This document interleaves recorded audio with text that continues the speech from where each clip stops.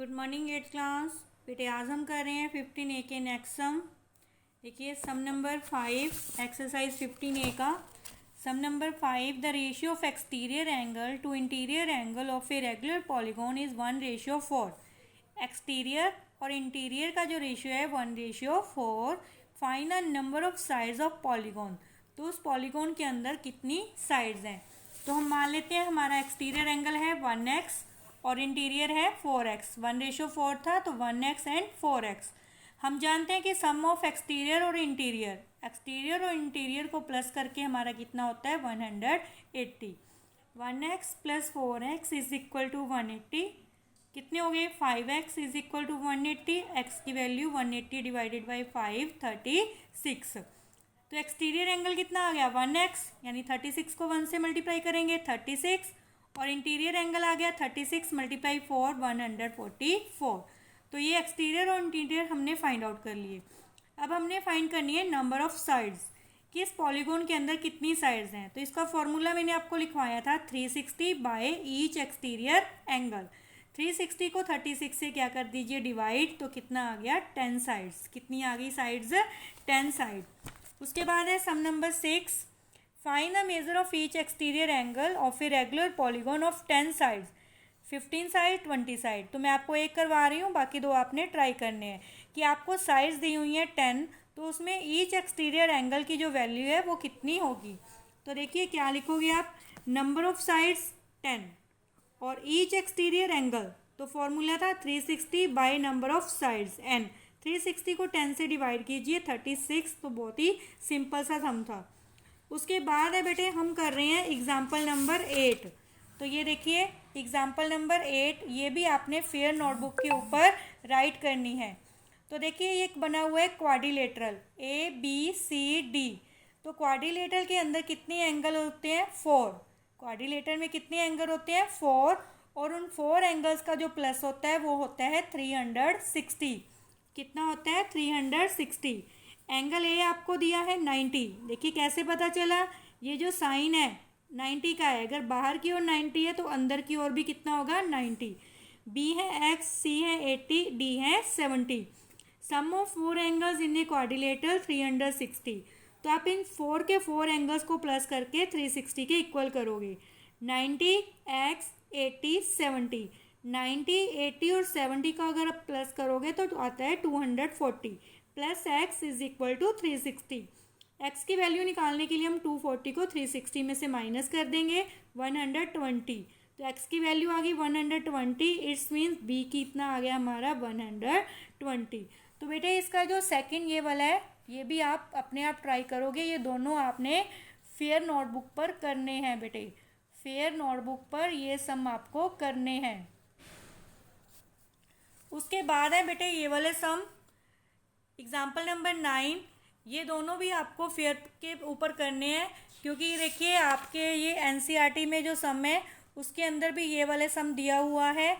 तो आपको मैं एक सम करवा रही हूँ, सेकंड सम आपने खुद ट्राई करना है। देखिए क्या दिया है आपको ये ट्राइंगल बनी हुई है, तो इसके अंदर आपको एक्स वाई जेड इन तीनों का प्लस फाइंड आउट करना है। देखिए एक्स वाई जेड ये तीनों क्या है हमारे एक्सटीरियर एंगल। क्या है ये हमारे एक्सटीरियर एंगल। और मैंने आपको पहले ही बताया है कि जो एक्सटीरियर एंगल्स होते हैं उनका प्लस 360 होता है। तो हम इसको फाइंड आउट कैसे करेंगे। सबसे पहले आप देखिए ये क्या है, एक ट्राइंगल। ट्राइंगल के अंदर कितने एंगल होते हैं 3। उनमें से आपको 2 एंगल दे रखे हैं 90 और 30। हम मान लेते हैं third angle, let third angle क्या आ गया ए। अंदर वाला जो एंगल है उसको हम ए मान लेते हैं। अब जानते हैं कि ट्राइंगल के जो एंगल्स होते हैं उनका प्लस होता है 180। 90 plus 30 plus A is equal to 180। 120 और ए की वैल्यू आ गई 60। 180 माइनस 120, जो ये वाला इंटीरियर एंगल था इसकी वैल्यू आ गई 60 डिग्री। अब हम एक्स वाई जेड तीनों अलग अलग फाइंड आउट करते हैं। किससे, linear pair property. Linear pair property क्या होती है बेटे, ये आपको मैंने बताया इंटीरियर और एक्सटीरियर इनको मिला के इनका जो प्लस होता है वो 180 होता है। एक ही पॉइंट पे एंगल जो बनते हैं उनका प्लस 180 होता है। तो 90 plus x is equal to 180, तो एक्स की वैल्यू आ गई 90। 30 plus z is equal to 180, तो जेड की वैल्यू आ गई 150। उसके बाद है A plus Y is equal to 180। A हमने कितना फाइंड आउट किया है 60, तो वाई की वैल्यू आ गई 180 माइनस 60 120।